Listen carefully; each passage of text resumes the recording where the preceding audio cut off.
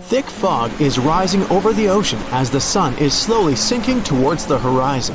It's hard to see further away than a few dozen feet, but that's enough to notice a hulking, skeletal shape in the distance. As your ship approaches the figure, your heart beats faster, and then you make out the details of another vessel, abandoned by the looks of it. Ghost ships do exist, and their mysteries aren't always solved. Take MV Joyita, for example. It was a wooden vessel built in 1931 as a luxury yacht.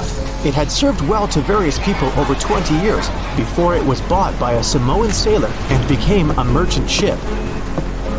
In 1955, though, Joyita's service came to an abrupt and mysterious end. On October 3rd, it set sail for another trading voyage that should have taken no more than 48 hours.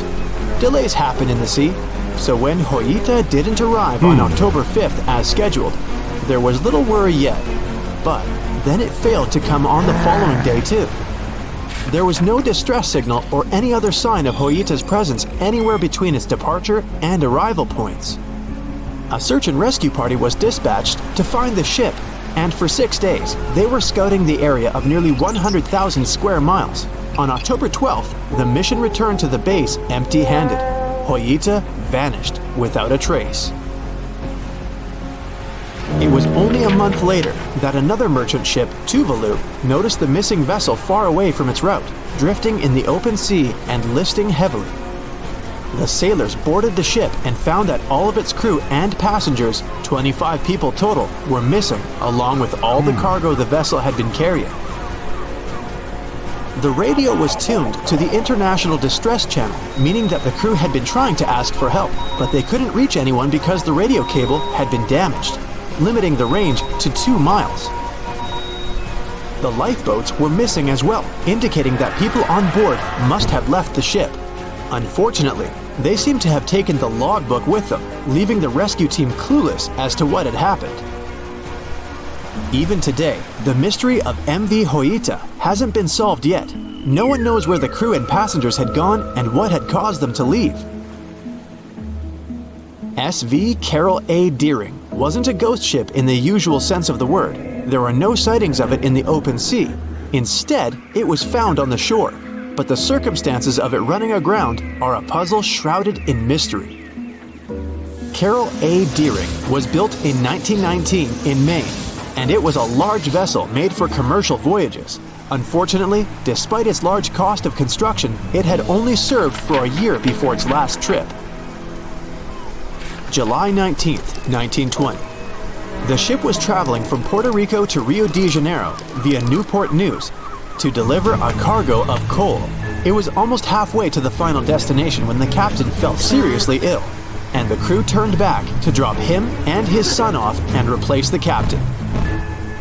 The voyage went without incident, but when it came to Barbados in December to resupply, there were strange moods among the crew.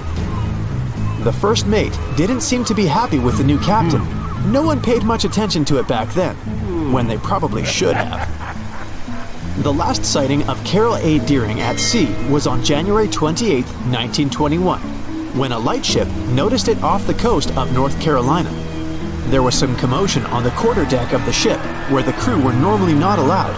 Then, another vessel sighted it, but there was already no one on the decks. On January 31st, the merchant ship was found hard aground in the Diamond Shoals, a site notorious for numerous shipwrecks that had been occupying there for centuries. When the search and rescue party boarded the ship, they found it abandoned, the log and personal belongings of the crew gone, along with the 2 lifeboats. There is still no answer to what happened on board of Carol A. Deering that January, although the most popular version was mutiny. Maybe we'll never find out the truth though. SS Baychimo is perhaps one of the most notable ghost ships in history. This large cargo steamer was built in 1914 in Sweden and plodded its way dutifully over 16 years, trading provisions for pelts with native tribes of Alaska and Canada.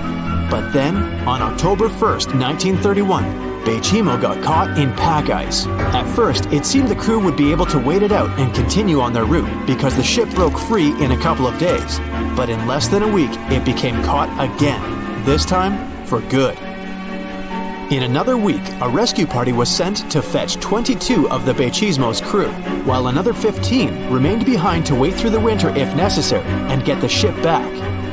But a month later, after a powerful blizzard struck their camp, the sailors went out of their shelters only to find the ship gone. Luckily, a few days later, a native hunter told the Baychimo hadn't been lost yet.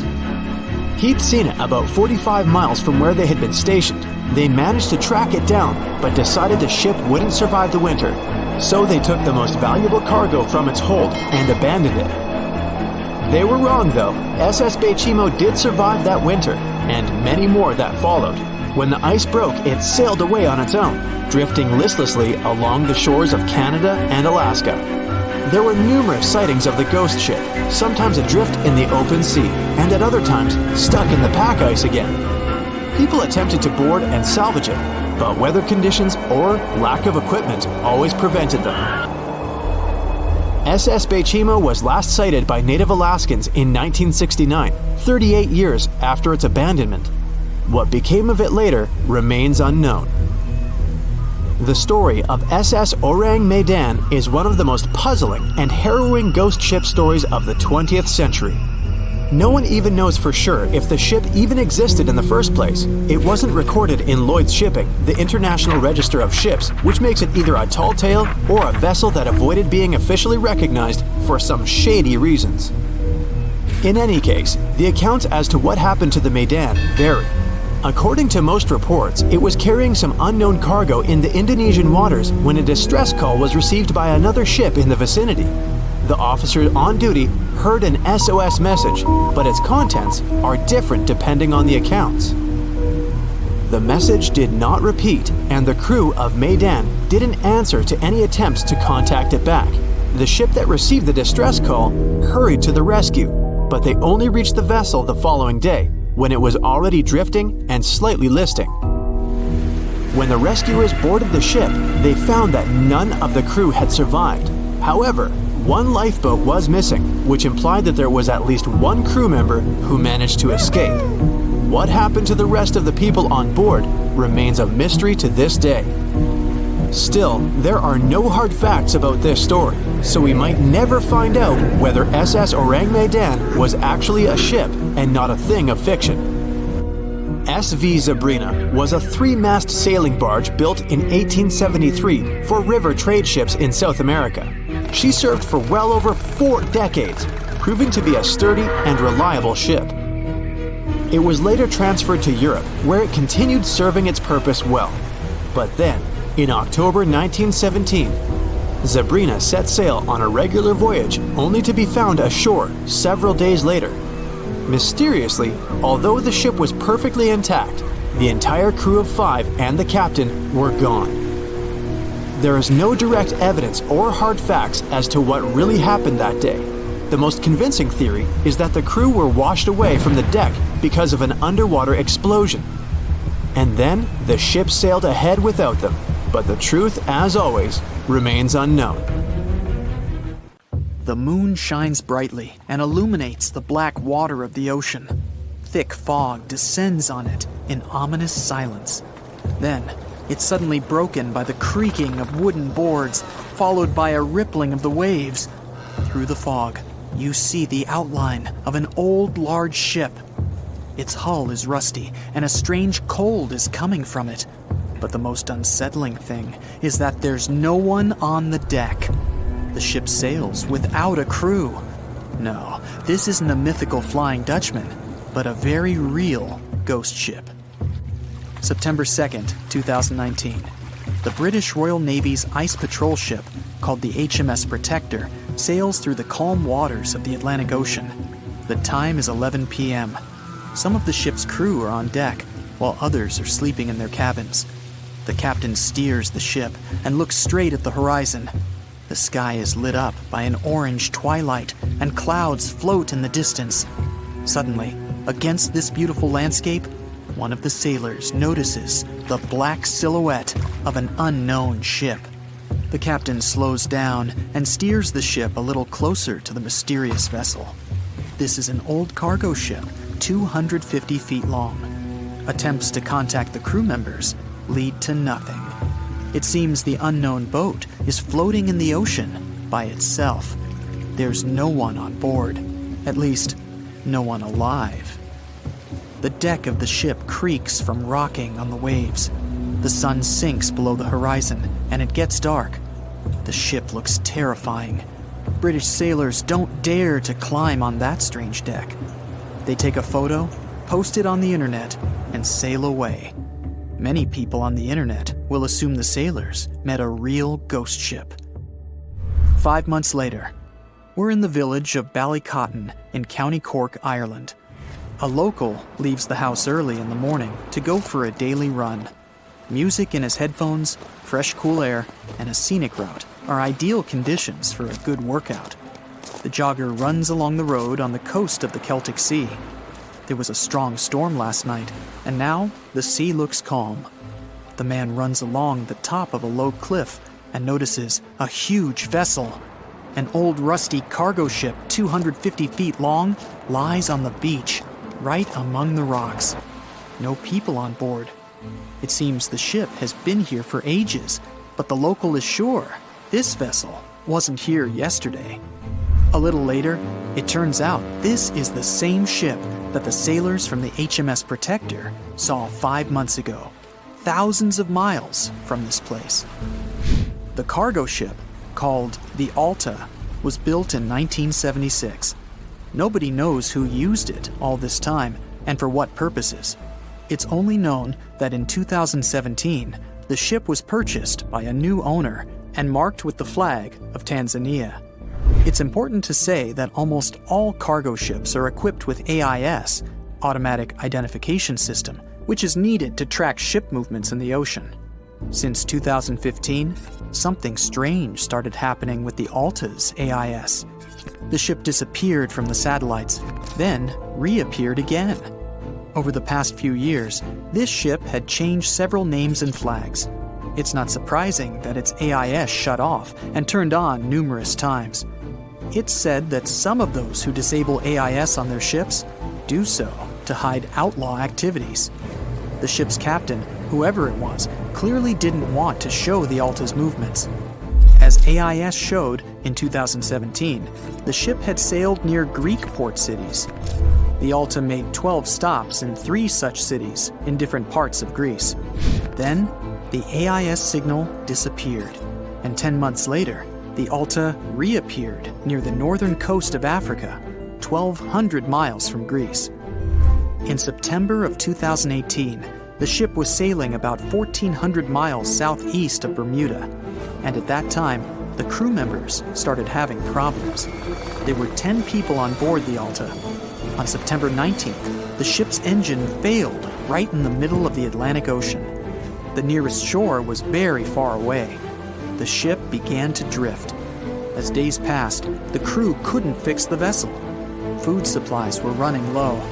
The crew started to panic and tried to contact someone. The situation got worse as a strong hurricane was approaching the place where the ship broke down. Crew members contacted the U.S. Coast Guard.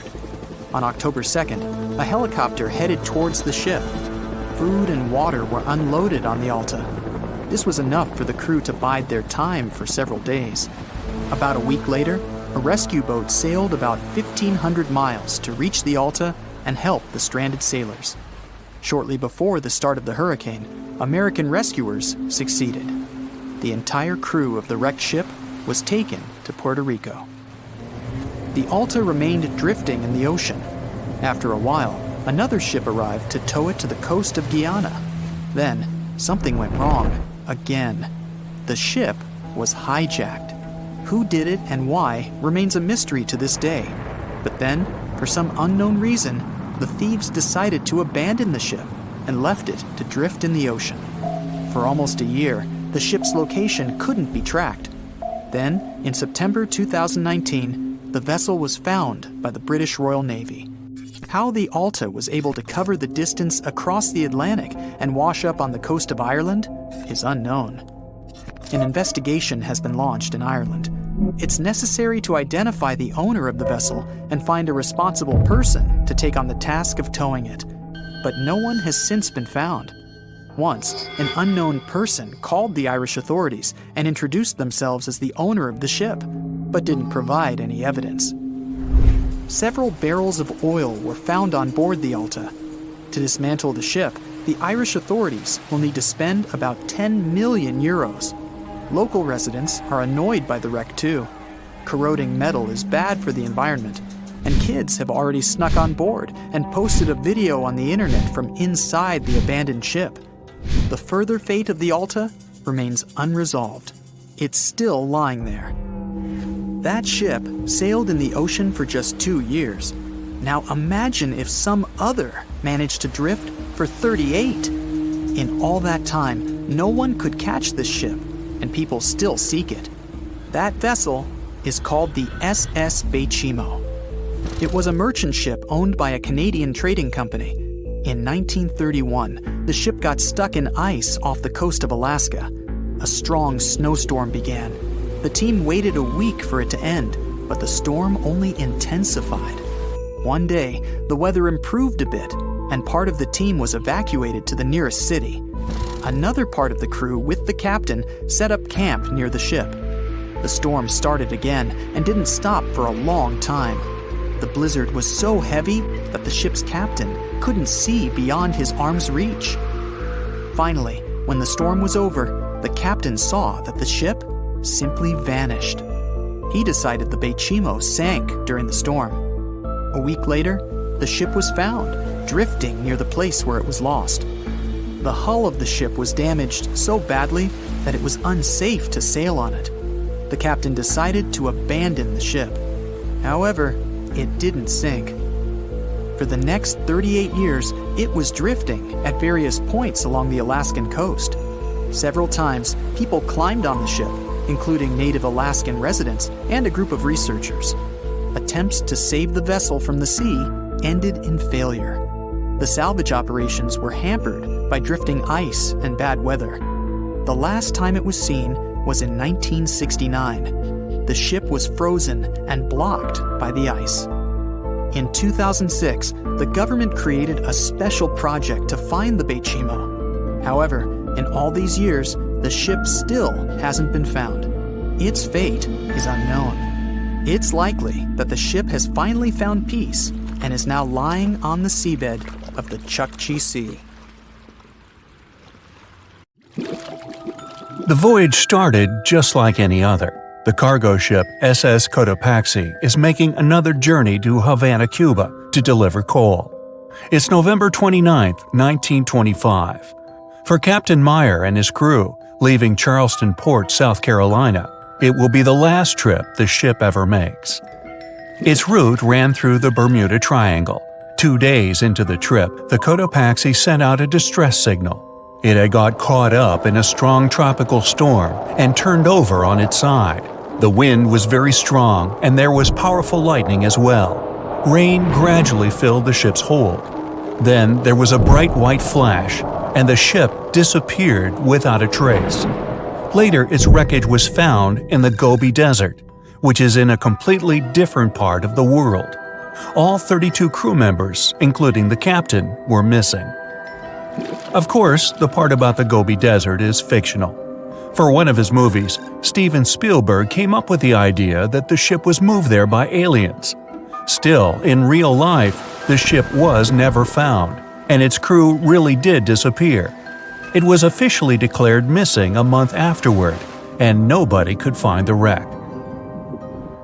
It seems like a classic case of mysterious things going on in the Bermuda Triangle. But most mysteries are solved sooner or later. In 2020, the Cotopaxi was found. A man named Michael Barnett had moved to Florida to study shipwrecks off the coast. One wreck in particular really caught his attention. It was much larger than the others, and the locals called it the Bear Wreck. It was about 40 miles from St. Augustine in northern Florida, but no one had ever managed to identify the rusty hull. So Michael started to do some detective work. He measured the size of the shipwreck and started working through all the information he could find. He researched hundreds of old newspapers, leafed through insurance records, and looked at artifacts found on the wreck. After hundreds of hours of hard work, Michael was sure It was the Cotopaxi. But a few years before, there had been a rumor that the same ship had been found off the coast of Cuba. The Coast Guard found the wreck of a cargo ship about the same size that looked a lot like the one lost in 1925. Michael was sure they were wrong, so he teamed up with some science journalists and kept investigating. Soon they discovered something that seemed to confirm Michael's belief. Divers found brass valves with the letters SV on them in the wreckage of the ship. Michael suggested these initials referred to Scott Valve Manufacturing Company. The headquarters of this company was in Michigan, not far from where the Cotopaxi had been built. The company had probably supplied parts for the Cotopaxi. So the puzzle seemed to be solved.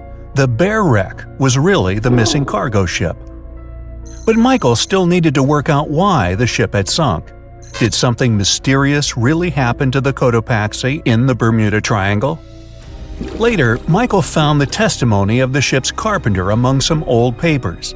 The carpenter claimed that the hatches covering the coal on the ship had been in a terrible condition before it sank. Repair work on the covers wasn't finished before the crew got the order to sail to Cuba. So if the hatch covers were still broken during the trip, water could have easily gotten on board. This water probably flooded the hold during the tropical storm. This was the real reason why the Cotopaxi went down. There was really nothing mysterious about it. It was just a mistake made by ordinary people. But this is just one example out of dozens, or even hundreds, where ships and planes have gone missing in the Bermuda Triangle. We still can't explain some of these incidents. It seems like there really is something weird going on there. One of these strange events happened in 1948. A passenger jet was headed for Miami from San Juan, Puerto Rico. It disappeared in the same area as the Cotopaxi. The 32 people on board vanished without a trace. The weather was clear throughout the flight, but experts think that when the plane was about 50 miles from the coast, it could have been hit by a strong wind that knocked it off course. Years later, a similar plane was found in the area of the Bermuda Triangle, but because no one could work out the registration, it was impossible to say for sure if it was the same one. Something even stranger occurred not long before, in 1945. 5 planes went missing all at the same time. Some trainee pilots were practicing their navigation skills, but when they'd finished, it seems they couldn't find their way back home and disappeared. Many people assumed they just ran out of fuel. This seems likely, but still, the circumstances were really strange. The trainees were being supervised by an experienced pilot who had 2,500 hours of flight time. He would never have let a group of newbie pilots get that far away from their base.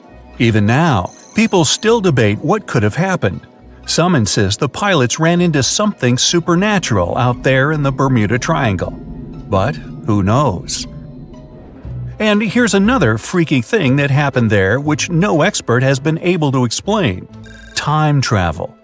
In 1970, Bruce Gernon was flying a plane from Andros Island to the Florida coast.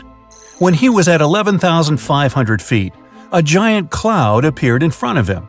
It kept getting bigger and bigger, and he had no choice but to fly through it. As soon as he did, the plane was surrounded by darkness. It was as if the day had turned to night in a split second. Suddenly, Bruce began to see white flashes of light around him. They were so bright that they lit up the entire sky. But they weren't lightning bolts, although he couldn't really explain what they were. The plane continued through the strange cloud for almost a half an hour. Bruce noticed that the cloud changed shape during this time. The space around the plane turned into a tunnel. Then the tunnel started narrowing. Bruce became really tense as he tried to cope with the plane's controls. All his instruments and navigation equipment were going crazy, and the electronics stopped working. Then, a white light appeared at the end of the tunnel. Just like in the movies, the plane escaped the closing cloud tunnel at the very last second. Everything was fine, but now Bruce found himself in some white fog. He had no idea where he was. Then he managed to contact ground control. He was shocked when he learned that his plane was already in the airspace above Miami. It seemed that something impossible had happened. Bruce was meant to cover a distance of about 250 miles during the flight. This usually took 1.5 hours, but he had managed it in just 47 minutes, almost 2 times faster than normal. When Bruce landed, he went to check the amount of fuel left in the tank. It turned out he'd used up a lot less than the normal amount of fuel as well. Could there be a logical explanation for the time-traveling plane? Well, records show that a large number of sunspots were detected on the surface of the sun that day, and there was a strong solar wind. This could easily have made the electronics and devices on the plane go crazy. But what about the mysterious cloud? The Florida coast is a place where 2 large air currents meet. One has a high pressure and the other is a low pressure one. This causes a lot of storm clouds in the area. But people still debate how Bruce was able to cover the distance so quickly. Some people say that some kind of mysterious dark energy was involved. Others say it was a gravitational anomaly that curves space and time. Others think that Bruce is just a fraud. We still don't know the truth. So, is there really something supernatural about the Bermuda Triangle? Or is it all just coincidences and made-up stories? The truth is that no more planes and ships disappear in the Bermuda Triangle than anywhere else in the world. It's 2018. You get up early in the morning to go ashore and catch some fish. You come to the spot you were yesterday, throw the hook into the sea, and wait. The float is twitching. You've caught some fish, but hey, hello? Why aren't you doing anything? Right now, you don't care about the fish. You're looking at something in the distance. You open your mouth in surprise since you see a huge ship stuck on a shoal. It wasn't here yesterday, so it got here at night. Okay, it'll probably sail away sooner or later. You fish for a few more hours. During this time, you observe the ship and notice no movement there. Is it empty? Boats and the Coastal Service are sailing from the shore to the vessel. You decide to check it out too. You get in your old boat and go there. The mist descends to the water, making the ship look creepy. The colossal vessel is rusty and empty. But where is the whole crew? And how did it get there? The Coast Guard comes on board. They search the hold, the cabins, and the upper deck. There's someone's stuff, some remnants of food supplies, notebooks, and clothes. Everything suggests the crew has disappeared for some reason. Fishers who noticed the vessel first didn't see anyone coming down from the board. No radio signals were sent to the port, and no one reported about the ship. It appeared here from nowhere. The only chance to get any information is to look at the number and name of the vessel. This is Sam Ratulangi PB 1600. The Coast Guard checks the information, studies the data of all the country ships, and no way. One company built the boat in 2001 in Indonesia. People used it to transport heavy loads across the seas around Asia. The ship had been properly operating for 8 years. People were delivering industrial goods to different points in the region, but something went wrong.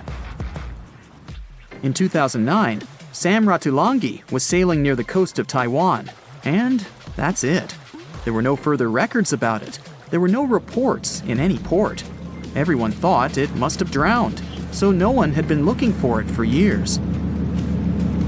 And then, 9 years later, it appears here, big and rusty, off the coast of Myanmar, without sailors, without fuel. An investigation starts.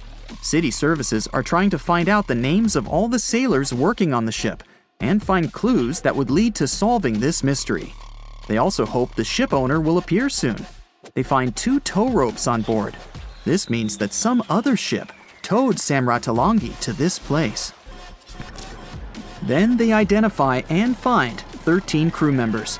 These people say they wanted to reach the factory in Bangladesh to repair Sam Ratulangi. Another vessel helped tow the ship, but then 2 cables tore off, and a storm began. No one wanted to stay on board during such weather, so the crew members left it. No one knows what the ship has been doing for the last 9 years, and how it was possible without people on board. And here's another, much more mysterious ship story. On February 16, 2020, locals found a large cargo ship stuck on a rocky shore off the coast of an Irish village. The boat looked rusty, with holes in the hull and rotten parts. People hadn't seen this vessel the day before, so it appeared there at night. The last time people saw the Alta cargo ship was a few months earlier, thousands of miles off the coast of Ireland. That day, the Alta was sailing in the waters of the Atlantic Ocean. Another ship, the MS Protector, noticed it. MS Protector crew members tried to contact the ship, but received no response. The people on board realized that they were facing an empty vessel. And then, 5 months later, it appeared near the coast of Ireland. There are more questions than answers in this story, but we managed to find something out. In 2015, the Alta appeared and disappeared from the radar several times. Any ship has an internal tracking system, so people can track its route using satellites. But Alta crew members often disabled this system. Perhaps they were engaged in some illegal activity. Anyway, in 2017, the ship often sailed between the ports of Greek islands. Then, the tracking signal disappeared and appeared only 10 months later, off the coast of North Africa. During this time, the ship changed several flags. In September 2018, the Alta was southeast of Bermuda and headed for Haiti. Then, the crew started facing problems. First, the main engine failed right in the middle of the Atlantic Ocean. The ship began to drift. Several days passed, but the crew members weren't able to repair it. They began to run out of food and water supplies. The situation got even worse when they found out that a hurricane was approaching the place. Fortunately, they managed to contact the U.S. Coast Guard. A helicopter flew to the Alta on October 2nd to bring them some supplies. There was enough food for several days.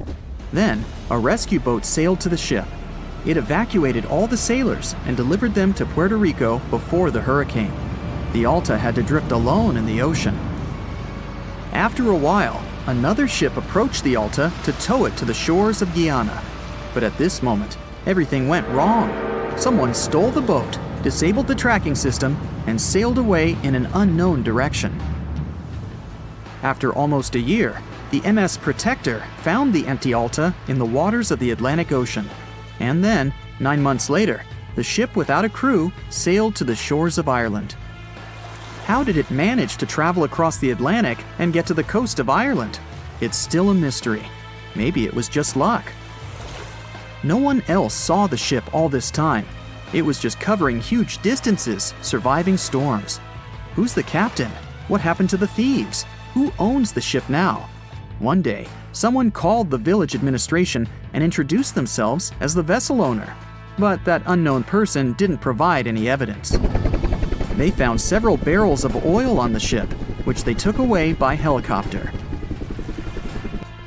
The Alta was rusting. Corrosion of metal could damage the environment.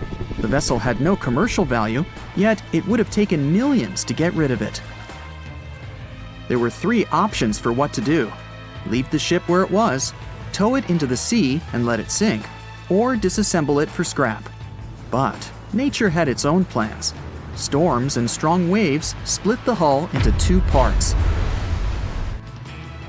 The Alta was drifting without a crew in the waters of the Atlantic Ocean for about 2 years. But this is nothing compared to a ship that was traveling for 38 years. The record belongs to the SS Baychimo. It was a merchant vessel owned by some trading company. In 1931, the ship found itself on the ice off the coast of Alaska. Its movement slowed down. A thick layer of ice blocked the ship, and a strong storm only made the situation worse. The blizzard was so intense that the crew members couldn't see anything but a white veil in front of their eyes. Sailing any further was impossible. The team had to wait for the storm to end. They waited for a day, 2, 3 days. A week had passed, but the snowstorm was only getting stronger.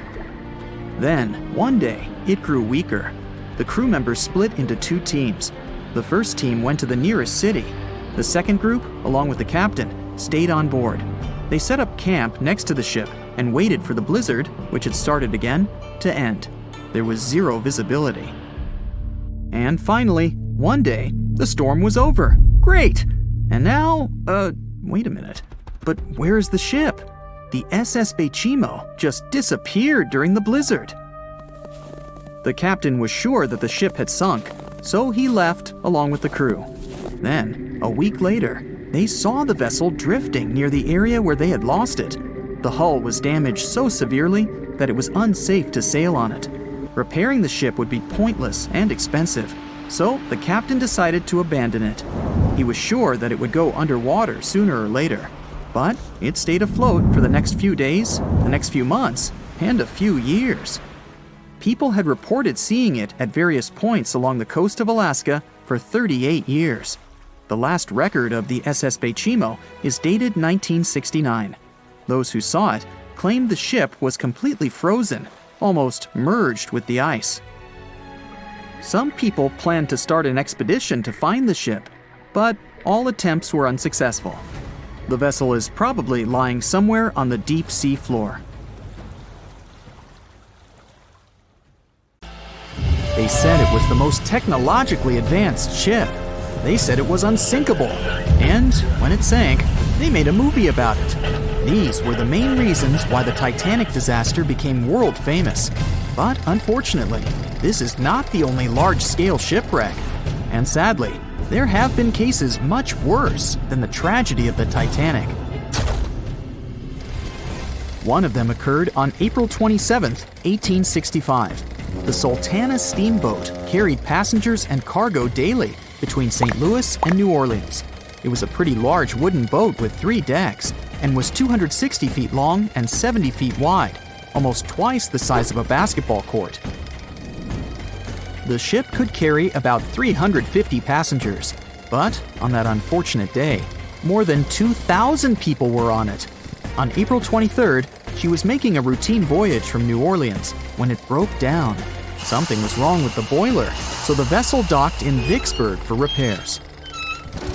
At the port, the ship's captain, James Cass Mason, found out about an excellent opportunity to earn a lot of money.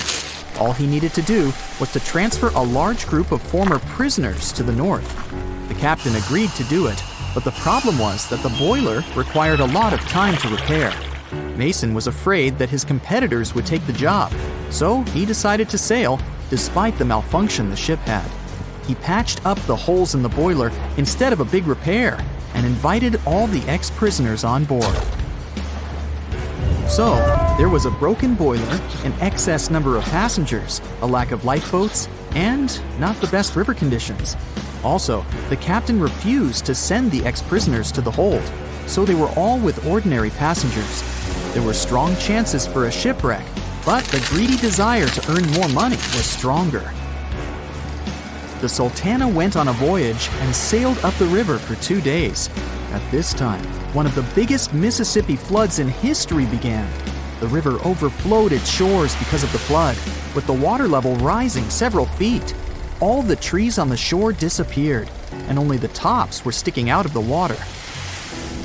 The ship sailed opposite this powerful current, making the boiler work too hard. On the evening of April 26th, the Sultana arrived in Memphis, Tennessee, and they loaded even more, 120 tons of sugar and 200 passengers. She got incredibly heavy. Around midnight, the ship continued its dangerous journey. The captain sailed to barges to load a shipment of coal. At 1 a.m., the vessel left the barge. At 2 a.m., the broken boiler, unable to withstand the load, suddenly exploded. The Sultana was just 7 miles north of Memphis. Few people survived that day. The problem was that passengers trying to escape from the fire jumped into a cold river with a strong current. The Sultana disaster is considered the most tragic shipwreck in the history of the United States. The exact number of those who didn't survive is still unknown. According to various sources, this number was from 961 to 1,800 people. Don't be surprised that almost no one knows this story. There were many more survivors in the Titanic tragedy, and everybody heard about it. But the Sultana sank during one high-profile event. 12 days before the shipwreck, the country lost Abraham Lincoln. People hadn't yet recovered from this news, so no one paid much attention to the tragedy of the Sultana. Many catastrophes happened quite recently by historical standards. One of them occurred in 2002. The ferry La Joola was a Senegalese vessel. The ferry sailed twice a week, mainly along the coast of Dakar, carrying passengers who traded mango and palm oil. It made daily voyages and never faced severe problems thanks to modern rescue equipment and good repair service. But one day, the ship's crew discovered a malfunction and sent the boat to port. For almost a year, La Joola was in a non-working condition, awaiting repairs. But it didn't get high-quality service. After poor maintenance, the ferry set off on its last voyage. On September 26, 2002, La Joola sailed between southern Senegal and Dakar, and at 11 p.m. headed toward Gambia, where a strong storm began. The wind raised high waves, but this wasn't critical for the large passenger ship unless the number of people on board didn't exceed the established norm. La Joola was supposed to carry about 500 passengers, but had many more people that day. Too many passengers, poor repairs, and a strong storm caused severe problems for the ship. But the main factor in the shipwreck was that La Joola was only built for sailing in coastal waters, but that day, it sailed far from the shore. Big waves started rocking the boat, and at some point, it just turned upside down. The ship's deck went underwater, and its lower part stuck above the surface like an iceberg. All the passengers sitting in cabins fell on the ceiling and lost their orientation in space. There were no holes or damage in the ship's hull, and water flooded the lower decks for a long time. The vessel stood in a twisted position for several hours. Then, the boat began to sink when the water seeped through the deck and hold. The ocean was warm, but no one came to save the passengers. People had to wait almost 4 days to be rescued. Unfortunately, only a few managed to survive. The Philippines is a very dangerous area for ships. This place consists of several thousand islands and a vast area with shallow water. Ships can run aground and damage the hull with reefs and pitfalls. On September 20th, 1987, one of the most terrible disasters in navigation history occurred there. A Philippine passenger ferry called Dona Paz left one of the islands and sailed toward Manila. The sun was shining, the ocean was calm, and the visibility was good. But for some reason, the crew members didn't notice how the tanker Vector was approaching them. The two ships collided at low speed. The collision wasn't strong, but the problem was that the Vector had tons of oil on board, and the Dona Paz crashed into the cargo hold where that oil was stored. So it spilled all over the ocean, and then a spark slipped through. Not only did the two ships catch fire, but also filled with water. Both ships sank in a matter of seconds. Only a few dozen people survived that disaster. On September 27, 1854, the passenger ship Arctic sailed from Liverpool to New York. The fog came rolling down, and visibility got really bad. Another boat appeared out of the thick white haze, the French steamer Vesta.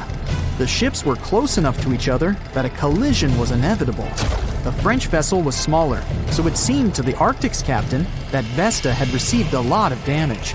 And while he was staring at the other ship, his boat got quickly filled with water. The captain gave the order to sail to the shore as fast as possible, but the ship's engines stopped working because of the flood.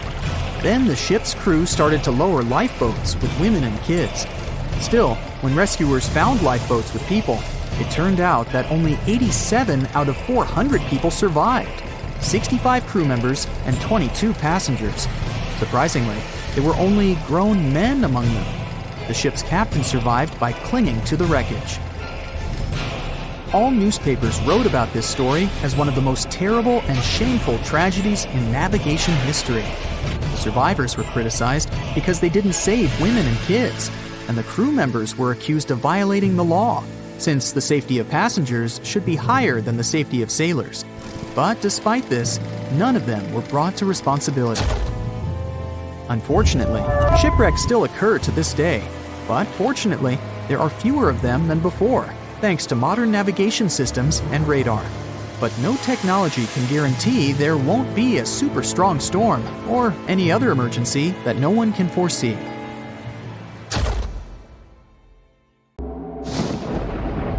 There's a ship drifting somewhere in the ocean without a crew. The last time someone saw it was over 50 years ago. Its story reminds of that of the Flying Dutchman, a ship that's bound to sail forever and bring disaster to whoever sees it at sea. At least the legend says so. Unlike the Flying Dutchman, the SS Baychimo was definitely real and built for a German company in Hamburg and began as an ordinary cargo ship. It was trading supplies between Hamburg and Sweden in the Baltic Sea starting from 1914. It had a strong steam engine and a hull made of steel. A few years later, it became British property. Then, in the 1920s, a Canadian company purchased it for around $18,000, a huge amount of money back then. The new owner, the Hudson's Bay Company, was actively using the ship for several years. They would often send it on voyages from its home port in Scotland to Siberia, Alaska, the Yukon, and the Northwest Territories. It also passed through the Panama Canal and even the Suez Canal, with fur pelts for sale on board. Sometimes it would also transport passengers. It had completed 9 successful voyages before this strip of good luck came to an end.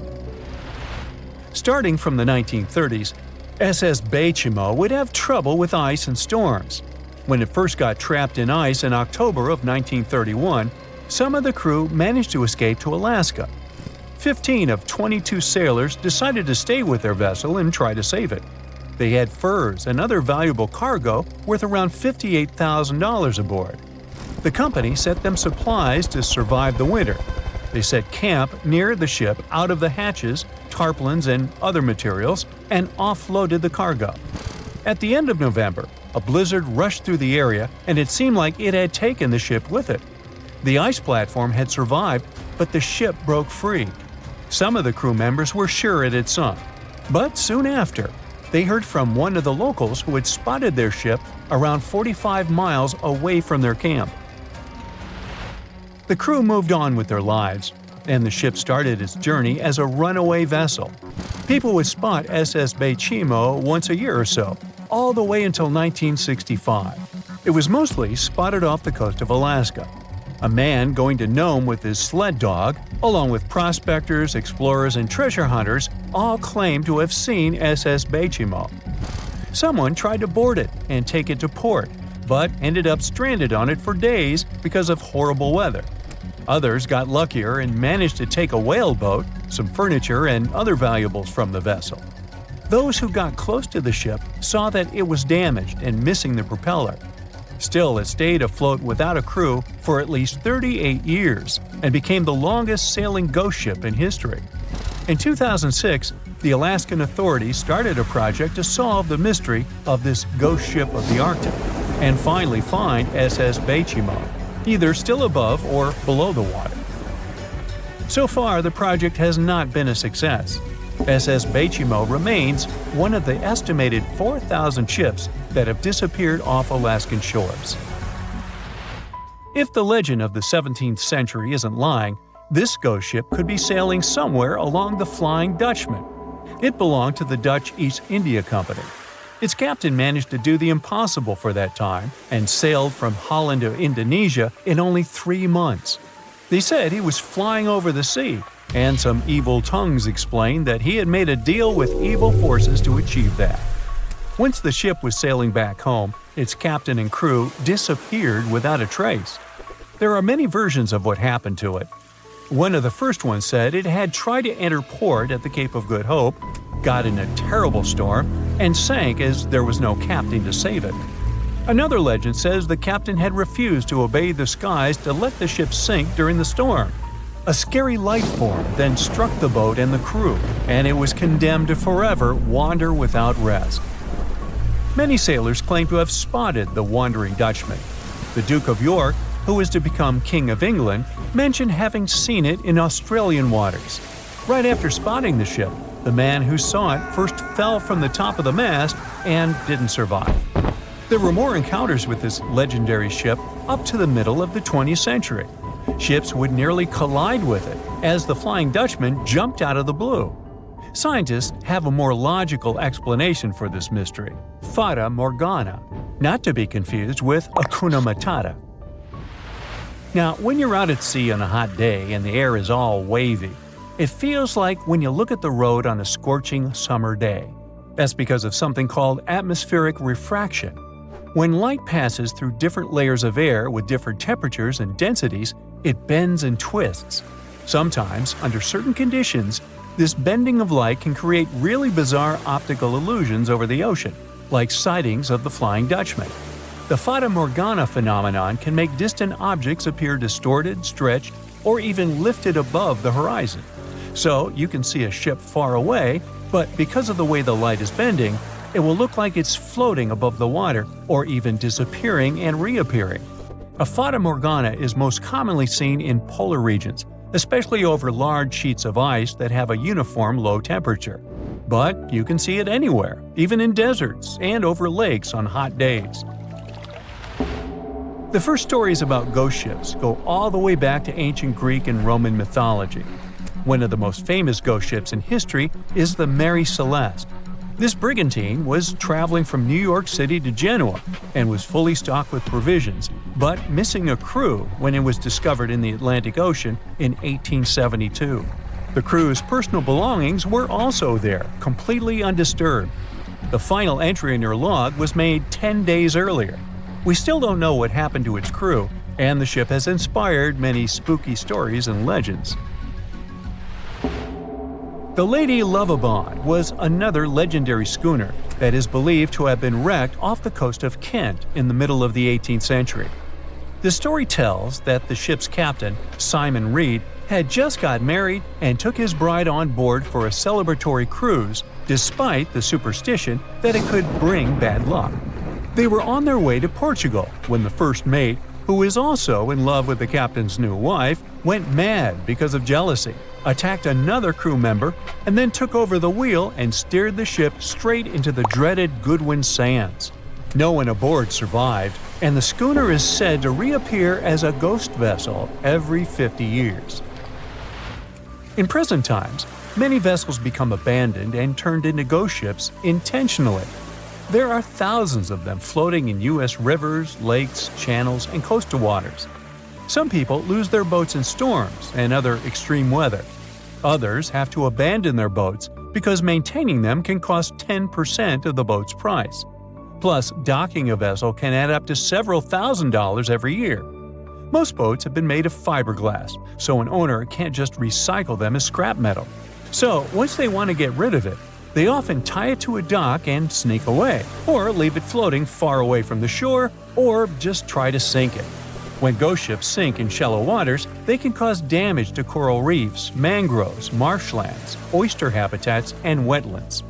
Plus, they can collide with unsuspecting regular ships and cause real trouble. So, don't do that. Enough said.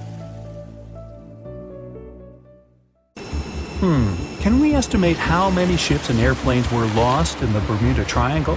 Have their disappearances resulted from human error or weather phenomena? Let's try to find out. We have a curious story of the SS Cotopaxi. This ship vanished in 1925, traveling from Charleston, South Carolina to Havana, Cuba. It never reached its destination. Years later, in the 1980s, a wreck was found 40 miles off St. Augustine, Florida. Since specialists could not precisely determine what and where it came from, they nicknamed it Bear Wreck. It took many additional years of work, done mainly by marine biologists, to identify that this ship was indeed the missing SS Cotopaxi. This was confirmed in January 2020. How did the ship just reappear? And how did it get there, since this mysterious shipwreck isn't even in the Bermuda Triangle? Now, let's see who came up with this term, Bermuda Triangle. Can you actually pinpoint the triangle on a map? No, it's not an officially recognized location either. The Bermuda Triangle does not appear on any world map. Nobody has agreed on its exact boundaries.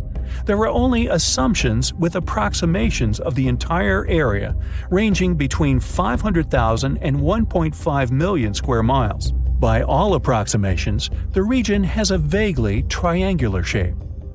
In 1964, an American author named Vincent Hayes Gaddis first came up with the idea when writing an article for Argosy magazine. He used the Bermuda Triangle to describe a triangular region that has destroyed hundreds of ships and planes without a trace. It is pretty hard to get the number of lost ships and planes because some ships and aircraft have gone missing without leaving a trace. Their wreckage in the region has not been recovered, but the recorded story should help us. Legends about the Bermuda Triangle date back to the 15th century, like that of the Italian explorer Christopher Columbus. When sailing through the Atlantic waters, he passed by this location in the late 1400s. In what we now know as the Bermuda Triangle, he saw a huge flame that seemed to just crash into the ocean. Later, he saw an unusual light flashing in the distance at the exact location. Like many other sailors since then, his compass had severe malfunctions. Flight 19, a Navy plane on a routine schedule back in 1945, also started the Bermuda Triangle legend. It was commanded by Lieutenant Charles Taylor, and it's recorded that he just got lost in the triangle for no reason. Since pilots had no GPS back then, they had to trust their compasses and keep track of how long they'd been flying in a specific direction and their speed. Shortly after completing the task, both of the compasses on board stopped working correctly. Records found after the plane's disappearance also indicate that Taylor didn't have a watch on that particular day. The initial report stated that pilot error was to blame for this unfortunate event. However, because people weren't satisfied with this outcome, it was changed to causes or reasons unknown after several reviews. One surviving pilot named Bruce Guerin suggested he went through an electronic fog while passing above the triangle, making him travel through time. In 1970, when this incident happened, he was flying his aircraft when it was surrounded by two huge clouds that formed a whirlpool and spiraled. Like many others before him, he noticed that his navigation devices were malfunctioning. When he eventually made it out of those clouds, he discovered that his flight had only taken 35 minutes. It should have taken 75 in total. Since he had no other reasonable explanation for what he went through, he believed he must have been pushed forward in time. It's not only strange-looking clouds that have been seen above the Bermuda Triangle. In 2014, a pilot recalled almost colliding with a flying object that he could not identify whatsoever. Some of these strange encounters were even caught on tape. It's the case of an early 2015 flight whose passengers noticed a curious object just floating over the ocean. The pilots have yet to figure out what they actually saw back there. Okay, not all of the possible explanations have been this unusual. Oceanographers, for example, have also tried to explain why ships disappear around here. So they recently came back to one of their old theories: rogue waves. These are immense walls of water that just pop up suddenly. If multiple such waves rise simultaneously, they overlap like a wave sandwich. If one single wave can reach over 30 feet tall and happen simultaneously, it can create a rogue wave that can surpass 100 feet high. These types of waves can quickly overtake even the biggest of ships. Meteorologists came up with their own explanation too: hexagonal clouds. These unusual types of clouds can generate winds of up to 170 miles per hour, and they're pretty significant too, some reaching 20 to 55 miles across. As such, waves inside these wind giants can go as high as 45 feet. The Earth's own magnetic force might also have something to do with it. Within the Bermuda Triangle, compasses point to true north, the geographic North Pole, rather than magnetic north, the shifting magnetic North Pole. Some have even explained that since these two perfectly overlap in the Bermuda Triangle, it can cause a magnetic phenomenon that could make navigational devices malfunction. It's called the agonic line. The problem is that scientists have discovered that this line moves each year. It might have passed through the Bermuda Triangle at one point, but it's now through the Gulf of Mexico. Other strange natural phenomenon found along the coast of Norway could help explain why the Bermuda Triangle has claimed so many ships. There are some deep craters there, measuring up to half a mile wide and are 150 feet deep. Scientists believe they were created by methane gas bubbles. This gas seems to be leaking from deposits hidden deep in the seabed. Once the gas reaches a certain quantity, it bursts to the surface and causes eruptions. So, do pilots and ship captains actually avoid this area today? Could this explain why there are fewer ships that get lost there nowadays? But if you've ever flown from Miami to San Juan, Puerto Rico, you probably know that's not true. As for ships, if people would avoid the Bermuda Triangle, nearly all Caribbean vacations would be spoiled. To this day, there are a lot of flights that go over the Bermuda Triangle, so it's clear nobody is avoiding it. This place is one of the most heavily traveled shipping lanes in the world. Nowadays, the Bermuda Triangle has heavy daily traffic, both by sea and air. But the Bermuda Triangle is indeed subject to tropical storms and hurricanes that happen very often. Let's also keep in mind that the Gulf Stream, a strong ocean current that causes sharp changes in local weather, passes through the Bermuda Triangle. Besides, the deepest point in the Atlantic Ocean, the Milwaukee Depth, is also located in the Bermuda Triangle. The Puerto Rico Trench reaches almost 27,500 feet at the Milwaukee Depth. So, if you think about it, the whole mystery is a perfect combination of human error, bad weather, and a lot of ship traffic. This was confirmed by data provided by the U.S. Coast Guard. If you look at percentages, the number of ships or planes that go missing in the Bermuda Triangle isn't different from anywhere else. Disappearances do not happen more often than in any comparable region of the Atlantic Ocean. Official statistics say around 50 ships and 20 airplanes have vanished while traveling through this region. So that's another reason why the total number is so hard to pinpoint. Nobody could describe its rescue in official records if a boat was reported missing.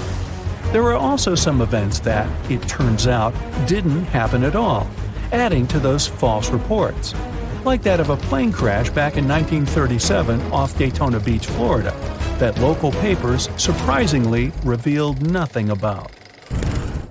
A lot of weird incidents have happened in the mysterious valley of Hajzu ever since the 1950s. People even started comparing it to the infamous Bermuda Triangle. But are they really that similar? It all started when an airplane went missing here under circumstances no one can explain yet. They searched the location back and forth, but nothing appeared to have remained of the aircraft. And guess what? No one received any SOS messages from the team on board. And to top it off, the same year, a considerable number of tourists and local residents were lost here in the valley, never to be seen again. Speaking of the Bermuda Triangle, one can link its origin story to a series of mysterious disappearances of ships and aircraft, like the one that happened in 1945, when 5 planes and 14 people on board went missing in this location while doing routine training exercises. Even a thorough investigation didn't help to establish the cause of the incident. But that wasn't the end. Between 1945 and the mid-1980s, another 25 small planes went missing while going through the Bermuda Triangle, never to be seen again. And the search parties haven't recovered a single piece of these aircraft. The Bermuda Triangle isn't the only stretch of water that has claimed ships for good. In the Pacific Ocean, near Japan, there's a tricky portion of water that has earned the nickname the Devil's Sea. The best known out of all of these disappearances is that of a fishery patrol vessel that went missing in 1953. On board were 31 crew members and scientists who were looking to investigate a recently formed volcanic island. What happened to the ship and all the people on board? We'll never know, I guess, since they never found the ship or the crew members, and there was literally no trace of them left behind. Back in 1911, a standard train was scheduled to depart from a railway station in Rome, hoping to reach the city of Milan. Needless to say, none of the 106 passengers ever made it to the destination, and no one has ever seen them again. What happened to these people and to their train? Were they really lost forever? Some people seem to believe this isn't the case. As it was completing its journey, the train was supposed to pass through a long tunnel. It did enter it, but never came out the other end of the tunnel. Nothing was left of the train, and it seemed like it literally just vanished into thin air. Only 2 of the passengers were found, but they were quite unwell at the time, and their stories did not seem to make much sense. They spoke of a dense fog that they simply jumped out of because they got so scared. 15 years later, a story spread about a group of 104 Italian people that popped up in Mexico City, claiming they had arrived by train from Rome. If that's not weird enough, the story appears to have been reported back in 1845, 66 years before the train even departed in the first place. Of course, nobody at the time actually took these people seriously, but you can't help but wonder, did they actually time travel via the Roman tunnel, or is it just another urban myth? What do you think? The Lost Colony is the story of a strange phenomenon that happened back in the late 1500s. A group of people from England had moved into a colony on Roanoke Island off the coast of present-day North Carolina. But they soon realized they didn't have enough supplies.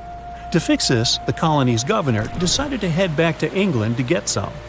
He didn't manage to come back for another 3 years. When he finally did, he was astonished at what was left behind. Nothing. The entire population of the colony was gone.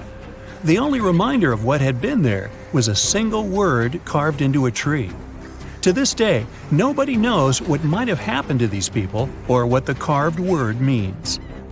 A lighthouse without an operator? You might think that can't possibly be true, but hear me out.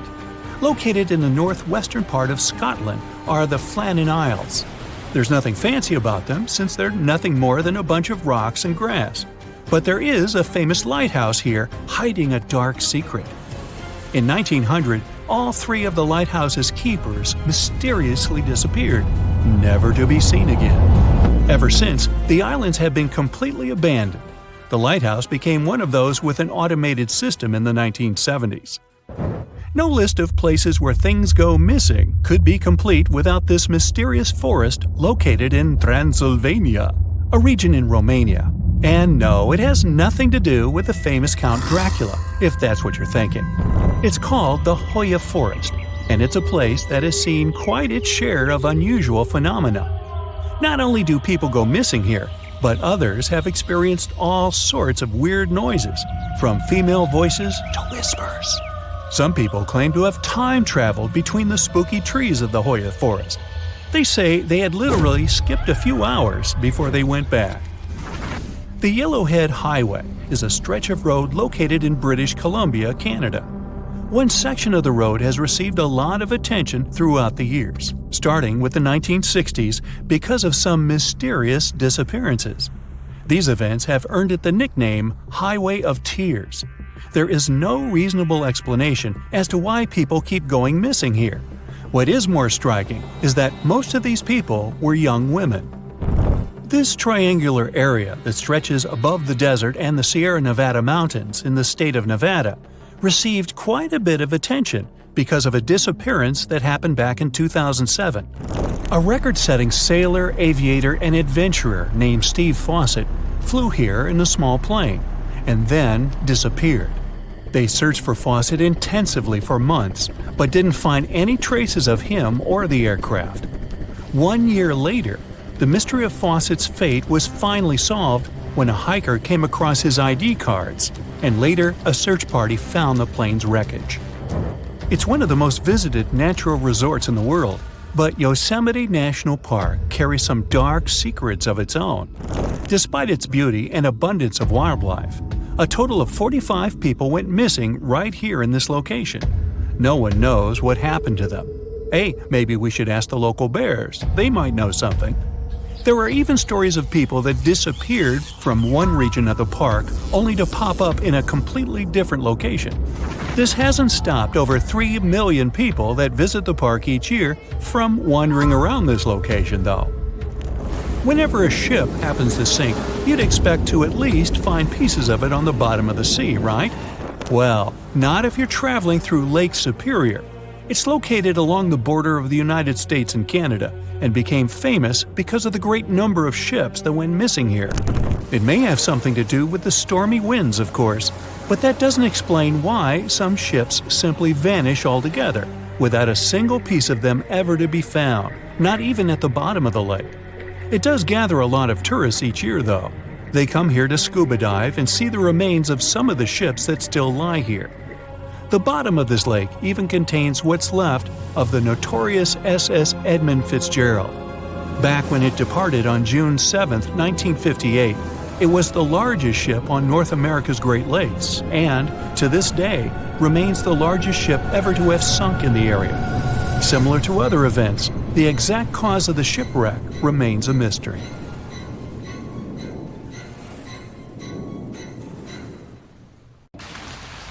No matter what happens, don't stop! We almost got it! Two treasure seekers are digging frozen ground in a cornfield at night. It's raining hard, lightning is flashing, but these two guys keep working. And now the shovel hits something solid. No way! A treasure chest! They start digging faster and find a piece of a ship's engine.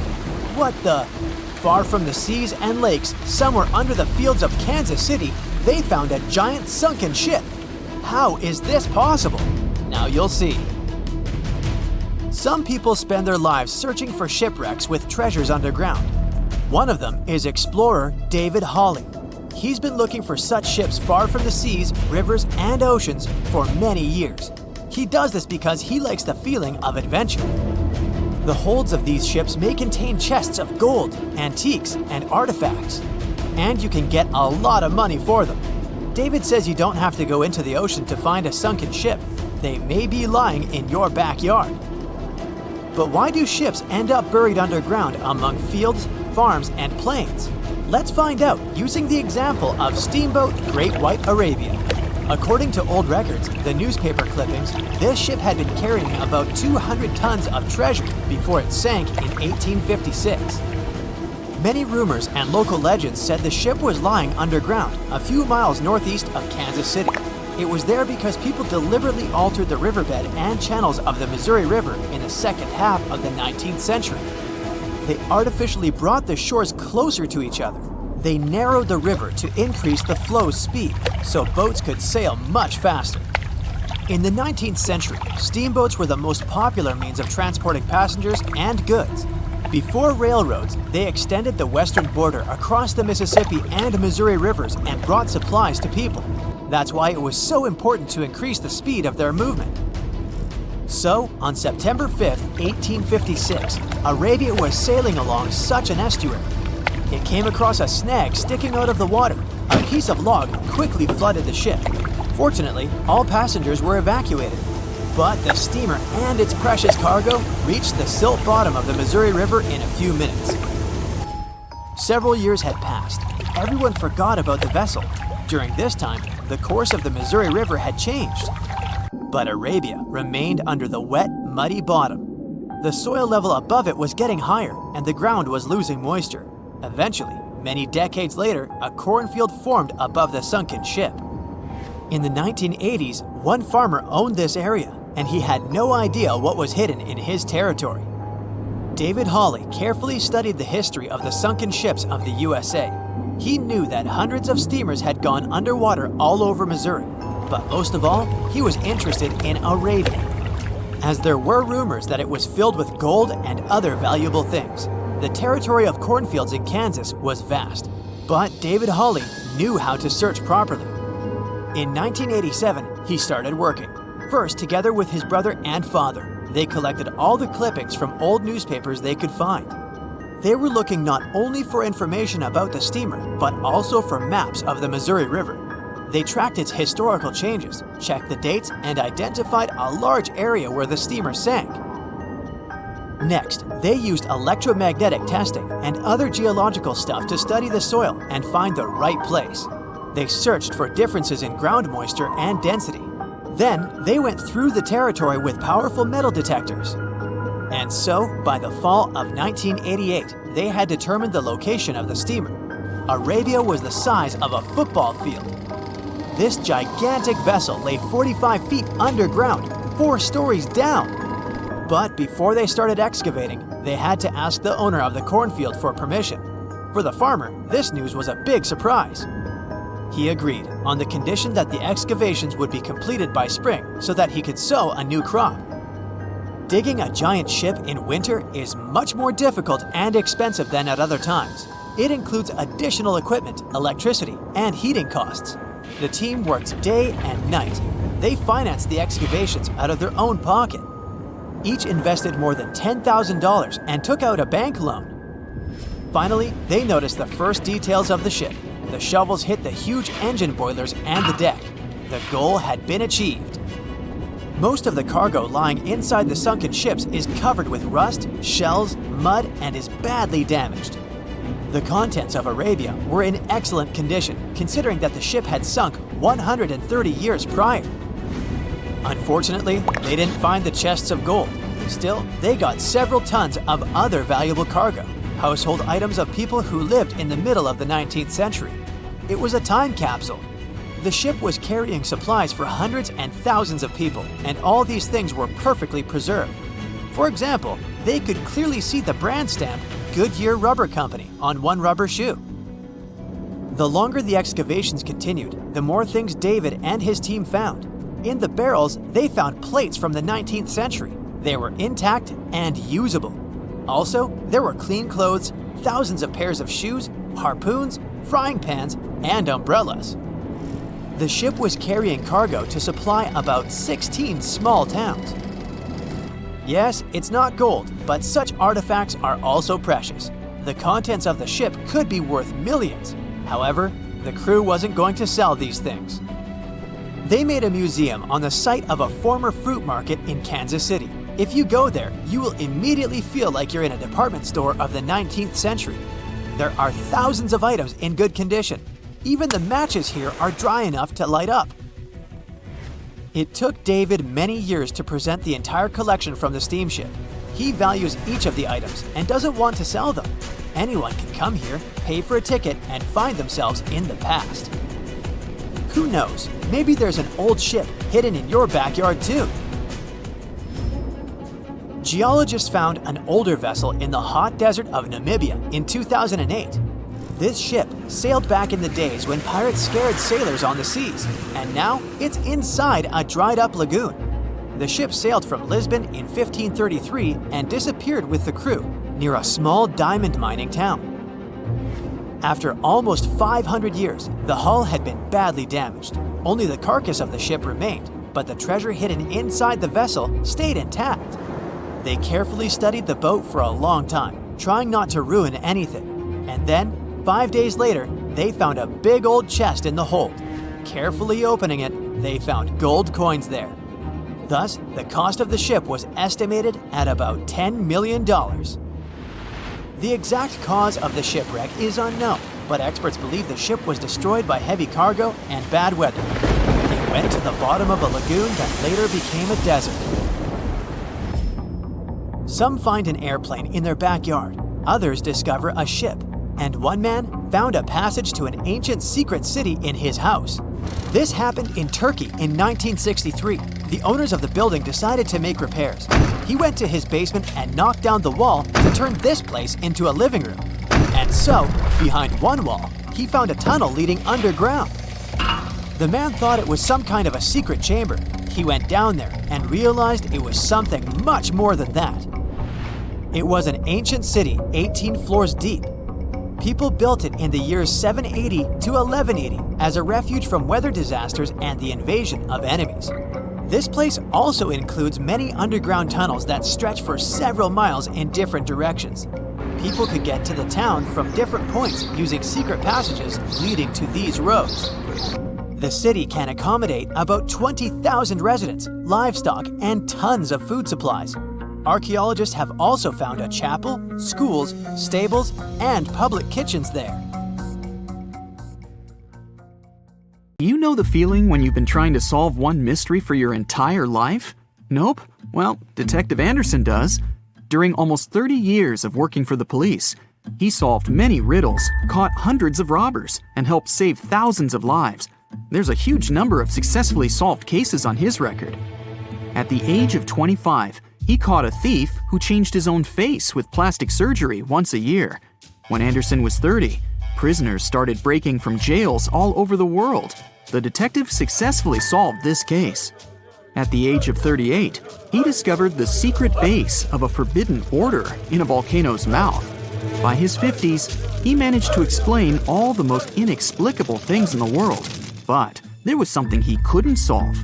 These were two mysteries from the 50s, cases of missing planes. All these years, Anderson has been scrolling through the details of this puzzle. Unfortunately, he was too young when this story began.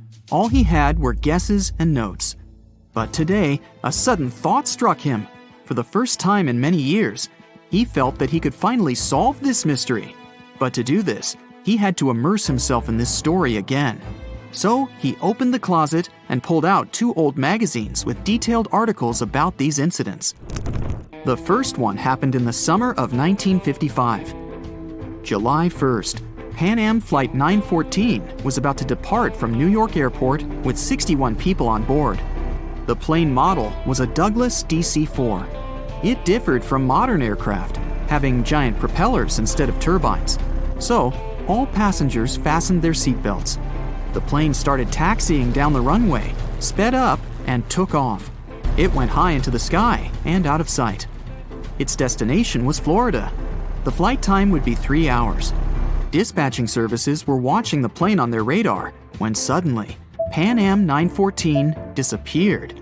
The operator tried to contact the pilot, but received no response. New York reported this to Florida. They said they couldn't see the plane either. Usually, pilots notify via radio if a plane crashes or gets into a storm. But this time, just nothing. After several unsuccessful attempts to establish the connection, they deployed large-scale search operations. Communication with the plane was interrupted when it was flying over the Atlantic Ocean.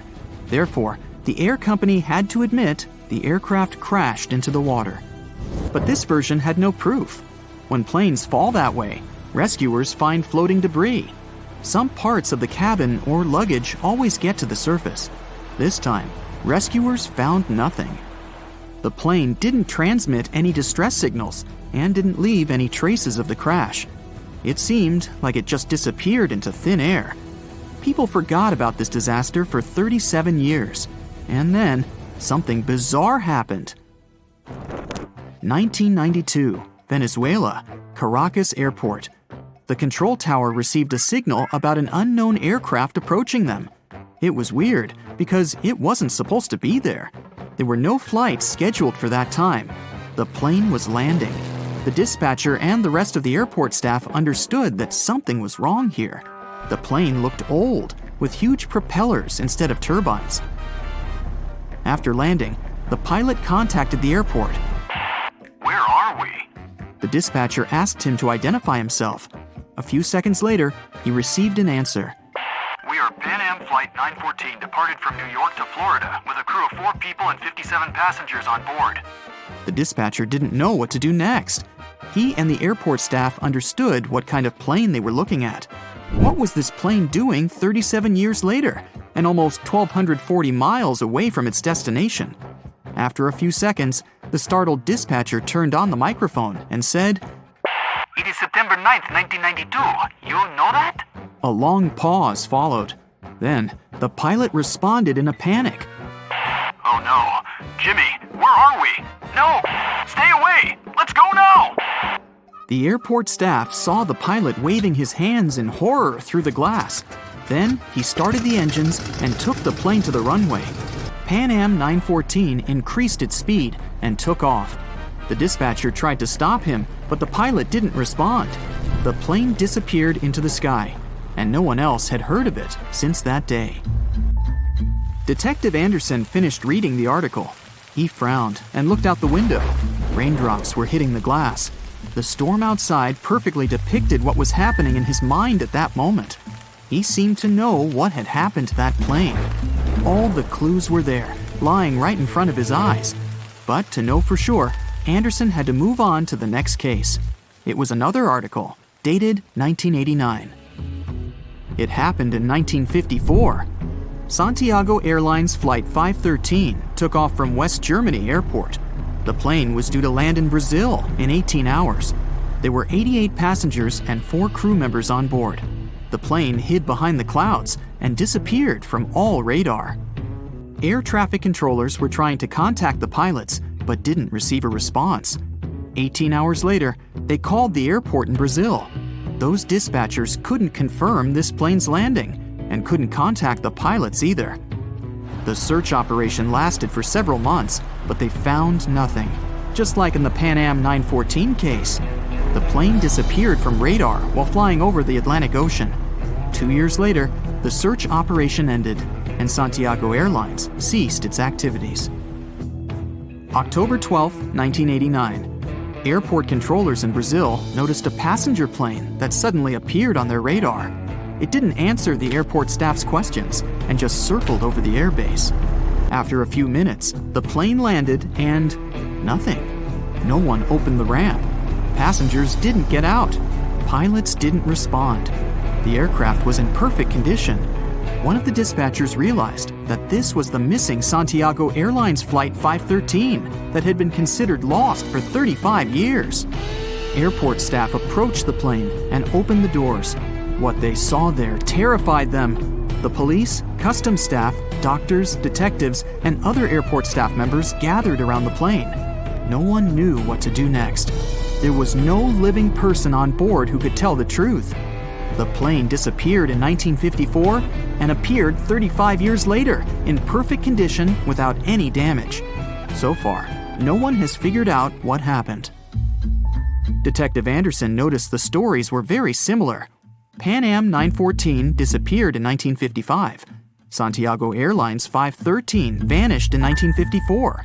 The difference was almost a year. Anderson scratched his head and noticed another little detail. Both planes went missing from the radar the moment they were flying over the Atlantic Ocean. There are many myths about phantom ships and mysterious phenomena connected with the Bermuda Triangle. Detective Anderson knew these tales, but these 2 missing planes puzzled him. He looked at 2 articles and understood everything. Exactly. The solution was there, right in front of his eyes. Both stories were written in the same newspaper. There was no real dispatcher who communicated with the planes. Nothing was known about the passengers. No newspapers except this one published news about these missing aircraft. It seemed they just took the same story and changed the dates, locations, and names of flights. Yes, the case was solved. It was all fake. The rain stopped. Detective Anderson looked out the window and heard the sound of a passing train. He remembered another weird and fake story. A story about a phantom train. It took place in Italy in 1911. 100 passengers boarded the train of the Zanetti Railway Company. It went through the picturesque mountainous area, got into a mountain tunnel, and disappeared. No one else had seen the train since then. All the passengers were lost, but not for long. They appeared in the past. There were records dated 1845. One unknown doctor from Mexico City wrote about 100 Italians who appeared in the city from nowhere. They were all dressed strangely and talked about one mysterious train. This was a completely made-up story. There was no proof or records about this train and the people who got into the past. A loud sound interrupted his thoughts. Detective Anderson picked up the phone. He was silently listening to the person on the other end of the line. A minute later, he answered, "Yes." The detective put the phone down. It was a new mystery for him. In the Sahara Desert, the locals noticed a huge ship lost in the South Pacific 27 years ago. There was no crew on board, no cargo, and no flags. No one knew how it appeared among the sand, but wet mud formed around it because of moisture. It seemed like the ship had just teleported there from the water. Perfect! No fakes this time. Detective Anderson put on his hat and left the office. But this story is for another video.